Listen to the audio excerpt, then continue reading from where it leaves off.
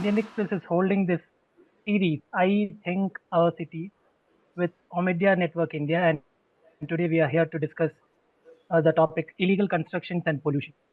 Joining me today is Senior IPS Officer A.V. Ranganath, Commissioner, Hyderabad Disaster Response and Protection Agency, Dr. W.G. Prasanna Kumar, Senior Social Scientist, Telangana Pollution Control Board, Dr. B.V. Subbarao, Expert Urban Hydrology, Environment and Development, Dr. D. Narasimha Reddy, Adjunct Professor, Impact and Policy Research Institute, Osmania University, Guest Faculty at Nalsar University of Law and National Institute of Nutrition. So coming to the point, Hyderabad has long struggled deteriorating environmental quality, and trends suggest that worsening conditions here. Numerous studies, reports, and data sets have suggested degrading air and water and soil quality. One of the primary factors for this decline is the lack of stringent regulatory oversight over cities' vast industrial network. But we will discuss various contributors to air, water, and soil pollution here. We will hear our experts share their views and later come to solutions. We'll start with A.V. Ranganath, sir, who has been in headlines for the activities taken up by his agency, Hydra, in removal of illegal encroachment in Hyderabad. We'll know from him what his take is. Yes, I mean, Hydra, as you are all aware, it's a body constituted through an executive order, and we are primarily into two functions. One is the disaster management or the disaster response, to be precise. So disaster response, and the second one is the asset protection. So disaster response is that Hyderabad, as you are aware, this is a vast area up to almost about more than 2,000 square kilometers, extending up to outer ring road. And we have more than 27 municipalities and one greater Hyderabad municipal corporation in our jurisdiction. Now, due to global warming and the normal, climatic changes and all, we have been receiving the intensity of precipitation of late. There are many instances where almost even more than 10 centimeters of rainfall was receiving an hour or even less than that. And of late, this has been on the rise. So Hyderabad per se, even for more than 2 centimeters of rainfall, the whole city traffic goes for an toss. And this is for any urban, metropolis. Same thing is there. And more than that, we have a lot of areas getting inundated, and hundreds of crores of property, that is also put to loss. And so, in the wake of this, Hydra's primary focus is on the disaster response. Whenever there is a heavy rainfall, or even for that matter, any fire accidents or any other disaster, so we respond, and we have a disaster response force comprising of about more than 2,000 staff. Now, apart from this, we are into asset protection also. So, asset protection in the sense that a lot of public assets, that is even the lakes, water bodies, the nalas, or the streams and all. And apart from that, we are into protecting the public parks and government lands, hundreds and thousands of acres of government land, and also some of the open spaces in the layouts, like meant for some school building, or could be for some gym, or could be for a clubhouse and so on in the layouts. So those are also being we are into protecting such assets. Now, this is the broad mandate that was given to Hyderabad. And apart from this, we are into various other functions also, like advertisement revenue, where there are heavy leakages and all. Now, coming to the assets protection, yes, we are for the last almost 3.5 months, we were constituted on July 19th this year, Hydra, to an executive order. And yes, we have almost reclaimed more than 114 acres of land, and many of the almost about 27 demolitions we have done, and in many places almost about 12 lakes we have removed the encroachments, and many of the parks, and even the government lands also. And not only into demolition, now we have started trying to revive the lakes also, revive or rejuvenate whatever. So many of the lakes have been totally encroached upon, or most many of them have disappeared on the face of Hyderabad map. So we are trying to revive such lakes also. We are collecting a lot of data, information, and taking the help of various other agencies like remote sensing, NRSA, and other like revenue departments and irrigation, other things. Right. I mean, we just started our journey, and yes, I mean, we are into asset protection and also revival of the lakes. Yeah, this is precisely what Hydra is all about. I think I would like to introduce two, three elements of discussion. One, in Hyderabad, around Hyderabad, basically Musi catchment area, what has been happening is one, the capacity of the catchment area to hold the water is being undermined in many ways. One is the complete physical removal of lakes themselves, encroachment, and downsizing the lakes. But apart from that, filling wastewater in the lakes also undermines the capacity of the catchment area to hold water. I mean, basically, good water. If you look at last 100 years, this is a Deccan plateau, right? So the water table, basically in the surface bodies, it goes up when the rains are there and it goes down towards the summer. Then again, so the cycle of depletion and replenishment is normal. But with this wastewater being there 365 days, the fresh water has no space to join. So that's how the storage capacity of the catchment area is being undermined. Second, we are seeing wastewater floods. Usually we say floods, but I think this is a first time, or basically in a gross way, what we are seeing in Hyderabad is wastewater floods, not normal floods, because all the water which comes is completely uh, dirty water. So I think this adds an element of damage. The damage which is caused by normal rainfall floods, and floods which come due to dirty water. I think they are completely different. So the damage potential is higher.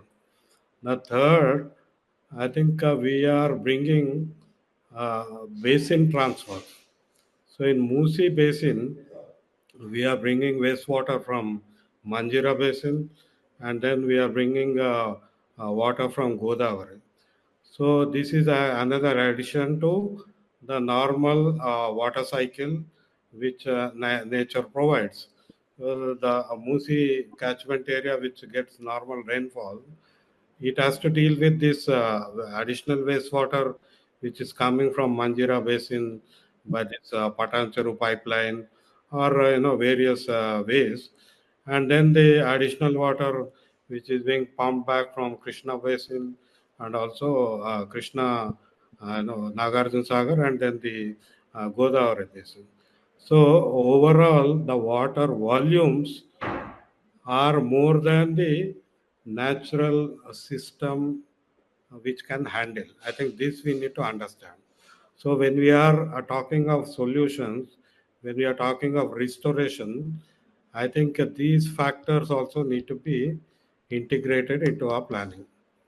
And second major point I want to make is there is a link between pollution and illegal constructions. So pollution has become a weapon for illegal construction, because the ecosystem services of the lake are downgraded when it becomes polluted. So no one is bothered about it. So that's why pollution is also one of the weapons which are used by these encroachers and illegal constructions and builders. I just wanted to ask Ranganath sir if he wanted to add to this. Yeah, it's what Narasimha Reddy Garu has mentioned is very, very pertinent, Rahul. In fact, pollution is also playing havoc with uh, the quality of lakes here, surely. And yes, many of the lakes, I mean, a lot of pollutants are left, and the reason for the holding capacity and all what he has rightly mentioned. In fact, when we are addressing this lakes issue, we need to take this also into consideration that addressing the pollutants, the pollution levels in the lakes or the the quality of water and those things. Yes, certainly we'll definitely take Narasimha Reddy Gari whatever point which has mentioned into consideration. And in fact, we work with pollution control board when we are trying to revive the lakes. We'll definitely take them into consideration. And this will be an important aspect for the regeneration of a lake. Not just increasing the holding capacity, or so it's not just addressing the flood mitigation part and all. Apart from that, we need to take this also into consideration. Sure. I think industrial effluents, untreated sewage, pharmaceutical waste, all these things are a major concern, especially in Hyderabad. We have WG Prasanna Kumar sir, Dr. Prasanna Kumar here from Pollution Control Board. Sir, you would like to share anything sir, regarding this? Historically, what happened was that we have had the pharmaceutical bulk drug industry concentrate in Medak and that area. Considering that IDPL was situated in Hyderabad, so in the neighborhood of IDPL, those people who are part of IDPL as employees or as executives, they thought that there are entrepreneurship opportunities. So they initiated various industries in the upstream of IDPL. And yes, these several of these pharmaceutical industries, since they were not able to handle their effluents or their waste material, we had to look at common effluent treatment plants as a solution. After common effluent treatment plants also, we could not actually address the issue summarily. Then we had to come up with solidification of the liquid waste through multiple effective operators and that technology, and make the liquid untreatable or difficult waste into solid waste and send it to the TSDF, treatment storage disposal facility. And then whatever effluents are there in common effluent treatment plants, they are since the load of effluents is very high. The common effluent treatment plant started something called as combined effluent treatment, which is mixing the domestic waste with the treated or treatable pharmaceutical or chemical waste, and then treat it to some extent and release it to as per the standard. So there was this Supreme Court judgment in 1056 case where there was an action plan submitted which was approved by the Supreme Court. So as per that action plan, there was a pipeline laid from Patancheru to Hussain Sagar, and then later bifurcating or diverting it from Hussain Sagar into duplicate K-main and K-main, and sending it to the Amberpet, where the upgraded treatment plant handles the domestic waste as well as sewage mixed industrial waste water. So what is seen is the load of one basin is added to the other basin, because this Nakavagu Musi, Musi is a different route and Nakavagu is a different route, but now Nakavagu route material also is transferred to Musi route. So that is a difficulty which Narasimha Reddy ji mentioned, and which adds up to the load. Now, Actually, historically, what happens is during the summer period, the periphery of the lakes gets dried.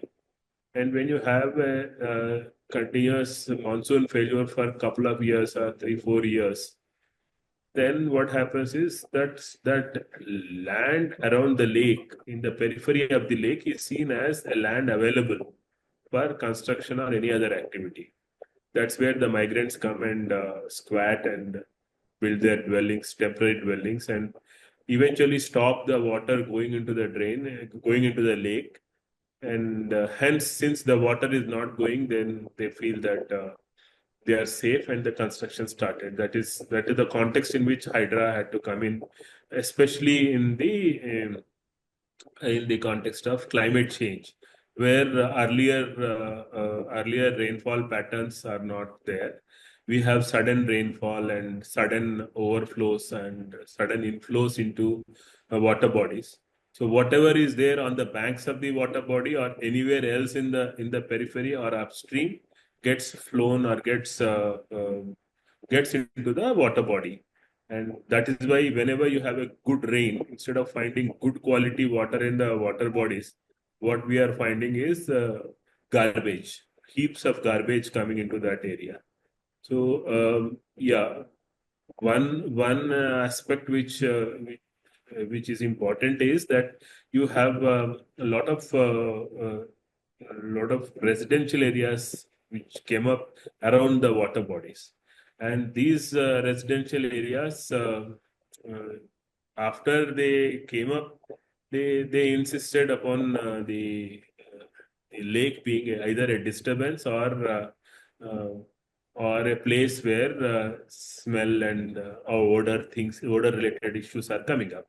So that is when they found the cause. The cause is that domestic sewage is going into the water body.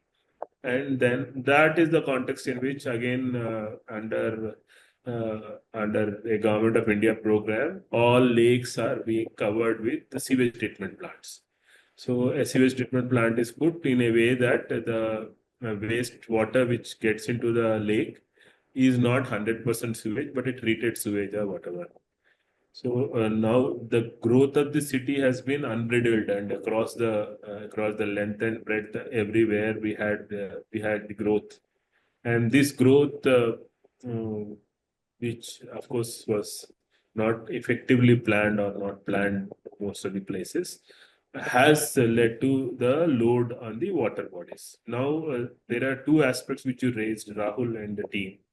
In the beginning of this large scale urbanization, which started in 1982 onwards, had a lot of industry in the city center, in Azamabad industrial area or Mushirabad or the area adjacent Katedral industrial estate. So then what happened is the another court case has pushed the people to the government also had to come in rescue, and this 111 GO was passed where 10 kilometers radius of the water body, the Usman Sagar and Hussain Sagar water bodies, the industries were restricted. So because of which several of the industries have been pushed out of the city area, and because of which of course the load of pollution is reduced to that extent. Now further expansion of these industries is not allowed except when they are upgrading their technologies abroad. So yes, pollution has caused havoc to this city initially, and it continues to have impact on the water bodies across the city, including Musi. So we have Dr. Subbarao, who can flow of rainwater and how it affects pollution. You see, we have to Dr. think Subbarao. of the basic issues what Dr. Narasimha Reddy spoke. You see, we are all talking of case studies, piecemeal approaches. but it is the issue of water and land city. Today, last 20 years, I think in 2000 to 2003, myself, Narasimha Reddy, and some other colleagues, we did extensive workshops in 6 major cities of then Andhra Pradesh. We do not have water infrastructure. In spite of not having the water infrastructure, we are generating 80% of the sewage, and this sewage is escalating day by day. There are no monitoring systems. And we are also diverting, as Narasimha Reddy said, the untreated effluents, fresh waters. Where do they carry? In the same nala? We do not have water infrastructure, sir. Dear sir, dear Ranganath Garu, I would like to make it very clear. If you want a disaster-free city, first assess the water infrastructure. The second thing is, there is absolutely no coordination between the departments. I was there in the first series of lake protection committees in those days, but there is no coordination. That is an unfortunate thing. And 99% of the officers do not know the difference between urban watershed and rural watershed. How hydrology changes. You see, every piece, 1 foot of concrete will increase 6 to 10 times the stormwater velocity. Left and right, it's only in 1984 or 5, we did the land use survey by NRSA. After that, we have not done. We have to think of basic issues. Dr. Prasanna also referred about the pollution part of it. Yes, we need to think of these things. And how do we look into the changes that going on in urban water hydrology, and also assess and identify the our capacities at different levels. Unfortunately, it is good or bad, I do not know. I have already placed this in my report of 2017, which is available in the government website. The irrigation engineers are not the authority to look into urban hydrology. Because urban hydrology phases changes, dynamics changes. So either we need to send them for a special training in IIT Bombay or Roorkee, or else you have to start recruiting new engineers, young blood, who are well trained in urban hydrology. That is most important, sir. Otherwise, it becomes a chaos. Look at the water infrastructure. We are only calculating the sewage on thumb rule. I supply 300 liters to the household, so 80% is the sewage. How about how much I am using groundwater and generating additional sewage? Nobody knows it. So urban planning has to be in line with the water management. This is a river city. Please go back and look into the city planning of Hyderabad with Musi. You will get a lot of solutions. We can do it. But what's happening is the hurry in the system is making us to not to look into. We need to look into, sir. We need to have a good action research team in your umbrella. We are just jumping one after the other. We need to look into all these things. These are the basic things. And you see, you're also adding the disaster. Okay? So far, I have not come across any word on risk assessment. Please refer Sendai Risk Assessment, which this country signed in 2015. Luckily, myself and Dr. Prasanna Kumar conducted a 3-day workshop on risk assessment in MCHRDA long back. So we need to look into several things, sir. Risk assessment is much more important. Any development activity, any land use change will bring multiple changes at that spot. Changes water, changes stormwater, creates pollution, generates flash floods. You see, from 2000, we would be very happy to share the reports which we generated in those days as a team. Today, landlocked cities like Hyderabad, Bangalore, coastal cities like Chennai and Mumbai, and hilly terrain, Joshimath and Shimla, no city is spared.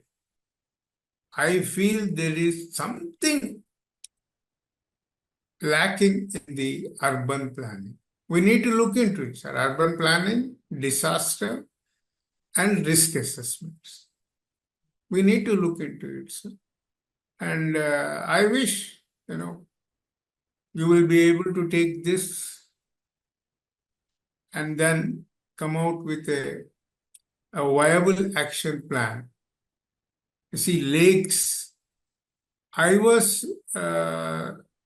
stating in some of my meetings that the flood pattern in Musi has changed since 2000 onwards. There are more floods around the lakes, but not in the Musi. You can also talk to CWC people. Why that is happening? Why more stagnation in the city? And unfortunately, the academic institutions are not focusing on this, but disasters are increasing. We cannot afford to continue such kind of disasters. And every year, we are losing not less than 450 to 500 crores every monsoon. Road repairs, traffic jam, fuel excess consumption, all those things. Please, sir, look this into a comprehensive study, actionable, which can bring an actionable, solutions. And you can have the different stakeholders and the departments who needs to develop spirit of coordination, synergy. Without synergy, we cannot deliver anything. Thank you so much, Rahul, Ranganath Garu, Prasanna Kumar, Narasimha Reddy. Thank you. Ranganath sir was recently in Bangalore with his team to study the city and how, he can himself tell us a little more, his views and observations. Yeah, Rahul, in fact, yes, we were there in Bangalore precisely to study the disaster monitoring systems there. They had the Karnataka state disaster monitoring, the natural disaster monitoring agency. And it was, I believe, started around 30 years back, and a lot of scientists were there working in that. And clearly, I believe that is what we are lacking in Telangana, or precisely to be in Hyderabad, because we have a planning society which collects a lot of information that is directly under the finance department here. But the technical, we don't have that technical teams and all who analyze the, whatever the raw data they are getting. And there are many scientists actually, weather forecasting and even for, urban flood management. A lot of scientists and technical staff are working in Bangalore. So that is, I believe, we need to start such agency here in Hyderabad too, or at least the planning society has been probably requested as some disaster monitoring and collecting a lot of information through all weather stations, and a lot of input data has to be there, and that analysis of the data also has to be done by some technical staff, and that data has to be disseminated to the ground level, and the purpose for which the data is being collected should be taken to its logical end. So this is where we are, missing. A lot of information is collected from various, all weather stations, and this rain gauge data, for instance, it is collected, but we are not disseminating that to the last level. And I was there also earlier in traffic.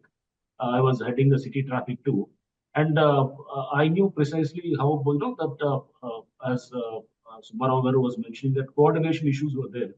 So we need to take up with JHMC and the traffic management part. These agencies, a lot of agencies work during any such disaster. Traffic goes for a toss, and areas get inundated, and some evacuation has to be done. So that information collection is one part, and dissemination and actually action part by the concerned agency is another part. Now, apart from this, we were also in Bangalore. We visited some of the lakes too. And we were just trying to understand how the lakes rejuvenation has taken place in Bangalore. Since we are new to this subject, I'm basically a police officer. I know Indian Penal Code and I know various other laws, but due to this subject, so trying to learn and trying to get a hold over this important subject too. So we were trying to understand how the lakes are being protected there. And fairly some good things have happened since 2011. That's what the local engineers then in Bangalore have told me. Many of the environmentalists also where we had meetings with them. So that I think we have to take it up on a big scale here in Hyderabad too. The lakes protection part, and also fencing and trying to secure the land, and moreover trying to see that the quality of the inflows of water are maintained properly, and the host of the various other systems which are all connected to the flood management and pollution control, and this thing increasing the groundwater table, and making it for preparing it for recreational purposes like walking and all. You have multi-purpose use of a lake, so we'll have to definitely we'll try to see that. And the government also is very, very keen that we have to start with the revival of lakes immediately, and we'll do that also. And apart from this, yes, surely, as now almost everybody in the city is aware of what is an FTL is and what a buffer is. So that is, that awareness, yes, we could definitely create in this few months.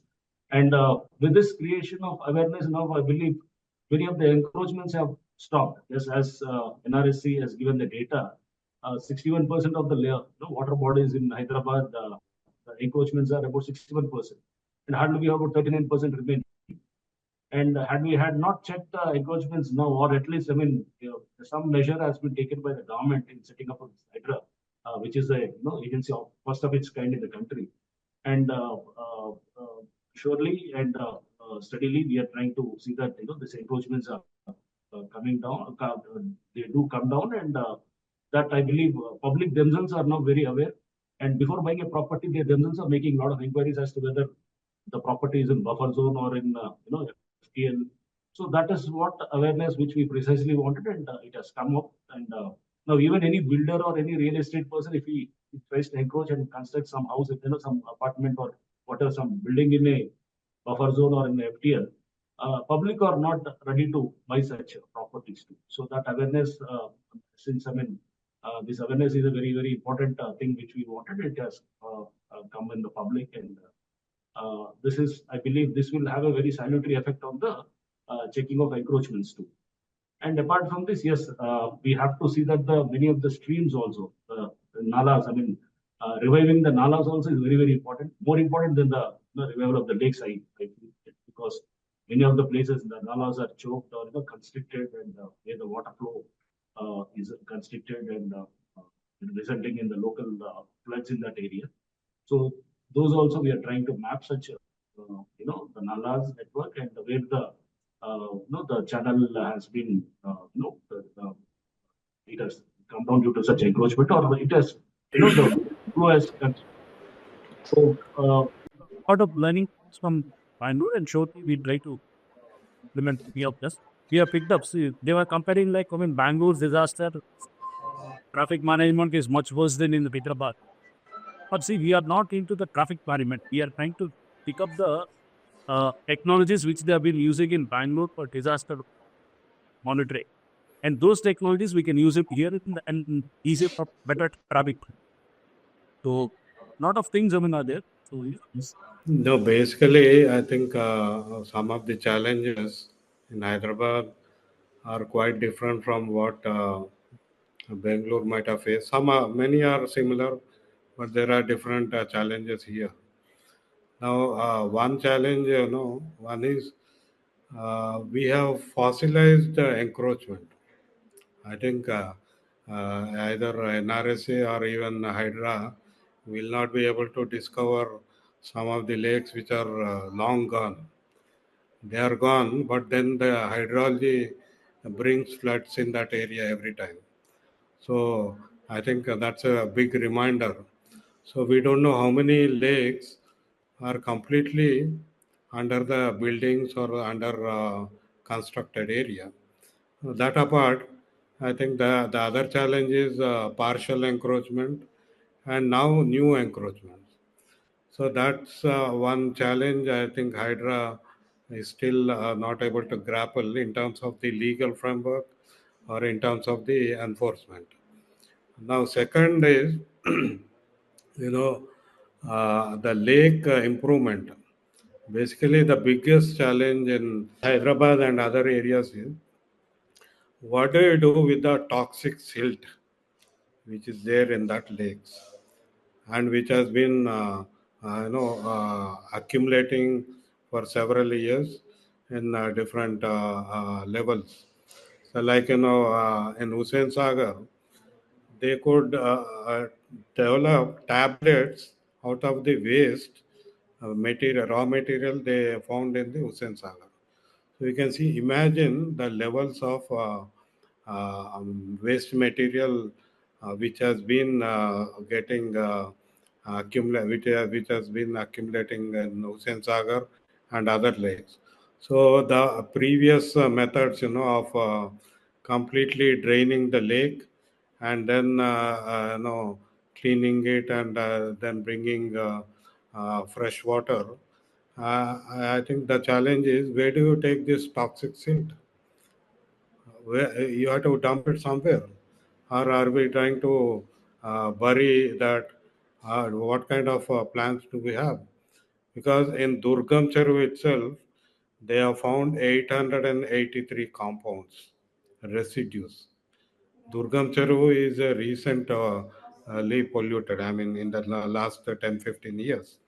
If you take other lakes which are being polluted for the past 30 years, imagine the kind of toxic silt is there.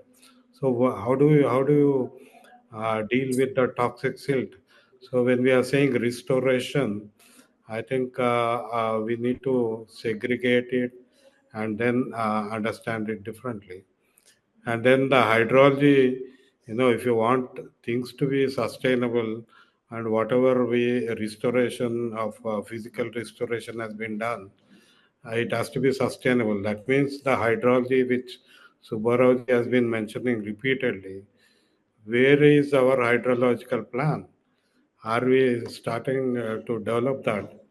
In fact, if you are talking of restoration, you should start first a plan, hydrological plan, and then looking at it, then you can do the restoration. So you can do that hydrological plan at an individual lake level and also the catchment area, complete Musi. So I think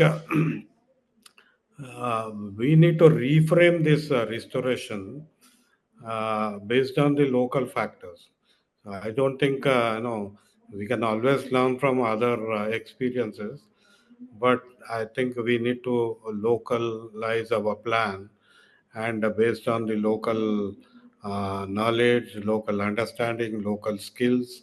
I think that will be more helpful, not only in terms of restoration, in terms of sustenance, because once you keep involving the local human resources, they will be there for next phase of continuation or sustainability. You can't just do a training program and do that. So we need to develop human resources within Telangana and within Hyderabad area. That means you need to identify people, you need to have a multidisciplinary team, and you need to involve them because each challenge can be, can be faced, can be resolved with local thinking and multidisciplinary team. So I feel Hydra, in fact, I wrote a letter to the Chief Minister also. I said, you appoint a multidisciplinary team which can work in conjunction with Hydra because Hydra is an enforcement arm, but restoration requires different disciplinary subjects and especially because of this challenge of pollution, fossilized toxic elements which are there. So you need different kinds of expertise to deal with those things. So I feel we need to reframe the restoration efforts in Telangana. You see, there are three more things, sir, what in continuation or follow-up of Dr. Narasimha Reddy, what he said. Prasanth, మీరు మాట్లాడుతున్నారా? There are three things. One is you see, most of us are working for several decades. We have developed a lot of local lake communities. And I think it's time for Hydra to get connected with these local communities. Two of the successful stories in Hyderabad where the community did not take 1 rupee from the government, but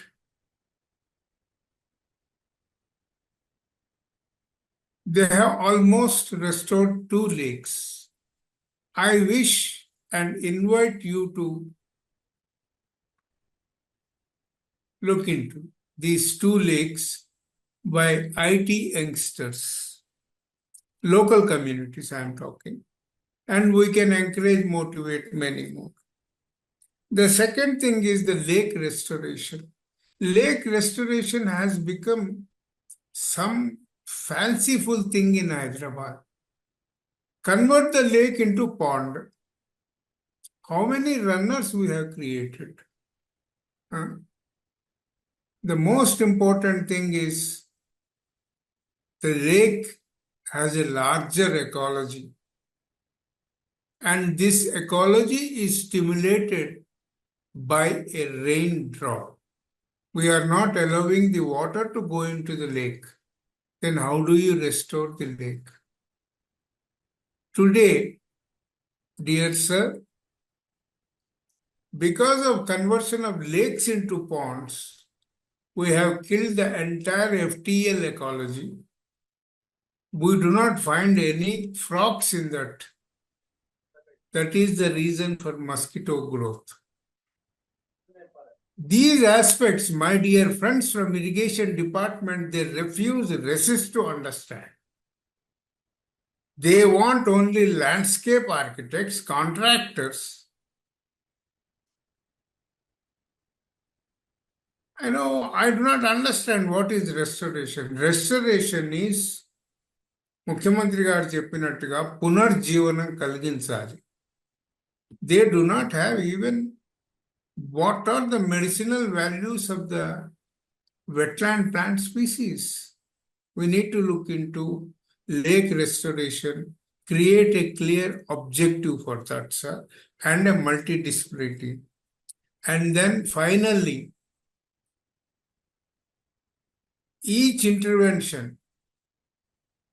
of the lake, how it is helping the link tanks. It may be one of the 4 or one of the 3 or one of the 20. We have such big link tanks also. Risk assessment. These 3 points, very important, vital, where it is missing, even in Bangalore, in most of the cases. And the restoration, my dear friend was saying, I have the Great Lakes experimental report from USA, EPA. How they created and experimented with the sludge. Because it is not a rural lake, where we dump and do something. So we have to think of the technologies, new technologies, viable technologies, cost-effective things. Can our lakes have, the biggest problem is turbidity. How do we address the turbidity? So we need to look into all these things, sir. I think we cannot have at length debate, but at least whatever we place before you will open up for further discussions and further detailed studies and some kind of a training manuals. I can share the best practices international, which I submitted in 2013 to the judge. I was not here, I was in Africa. One of my volunteers submitted that. And this particular report of US EPA, we can look into it. So let us pull everything. Let us also invite some of the seniors of Bangalore, have some discussions. And each lake is unique, is different. Each lake needs a specific focused restoration. Each link tank needs a different approach. Please, sir, these are our submissions. In the interest of the city, in the interest of the state and the country, we humbly appeal you to take time and discuss on this and let us prepare all, come together and do something. Thank you so much. Thank you, Rao. Thank you, Subbarao Garu. Thank you, Thank you. Ranganath Garu. If you wish to add anything, sir, after taking all these remarks from our other panelists, you may add, sir, right now. Sure, Rahul. What Subbarao Garu has rightly mentioned, we need to do much more, work on this, and we'll definitely consult, many of the experts before we actually get into this. And Hydra is not into the restoration of lakes. We are more of an enforcement agency. It is the HMDA which does it, and we are taking up some lakes, surely. And we, as rightly mentioned by Subbarao Garu and Narasimha Reddy Garu, we'll have a multidisciplinary team also. I'll try to definitely put forth this proposal also before the Honorable Chief Minister. Because we have to address various issues apart from pollution and other issues too. So we'll have a multidisciplinary team in place, certainly, and take their advice before going ahead with the restoration. So thank you, sir. Thank you for the wonderful discussion that we had today. I think we can end it here. And thank you, Ranganath Garu. Thank you, Subbarao Garu. Thank you, Narasimha Reddy Garu. Thank you, Prasanna Kumar Garu. Thank you so much, sir. Thank you, Ashwari.